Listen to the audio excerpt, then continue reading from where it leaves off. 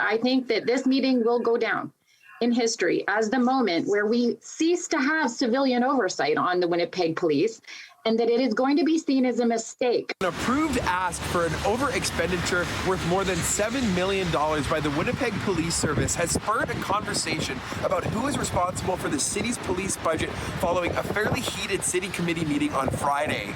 And certainly any service cuts at this late in the game would not be adequate and effective service. At the Standing Policy Committee on Finance, Winnipeg Police Chief Danny Smythe and Winnipeg Police Board Chair Marcus Chambers brought the ask forward, but to the dismay of some councillors, they did not detail what options and alternatives were examined to find the extra cash, which is rooted in pension changes and unrealized pension savings. Unless someone clarifies what options were considered, then this falls short of what was requested. As part of the city's multi-year budget, the police service was set to receive roughly $301 million in 2021, eventually climbing to $313 million by 2023. And at the meeting, Chambers said the board's authority was being impugned. We have the right to ask questions, expect the answers.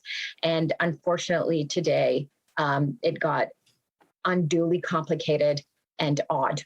Obviously frustrated by the lack of information, Councillor Sherry Rowlands put forward a motion that will see city administration examine and report back on who is responsible for police budgetary decisions, accusing the board of shielding the police service, saying asking questions and getting this type of information is what city councillors are elected to do. But options and alternatives is what a councillor has at her disposal to hold departments and the public service to account. And if you can't get the fundamentals of democracy moving, i.e. an answer to questions, it becomes highly problematic. I don't know what universe, in what universe today was okay by the Winnipeg Police Service. It surely won't be by Winnipeg resident standards. Police Board Chair Marcus Chambers says work was done to try and find cash internally. First of all, I'm deeply disappointed in the comments that were made today of myself and the Winnipeg Police Board. The board has been working very diligently with the service to address this over expenditure that has been requested by the service. So I'm very much concerned with the comments made by Councillor Rollins that it's merely a rubber stamping process. That is not what this is.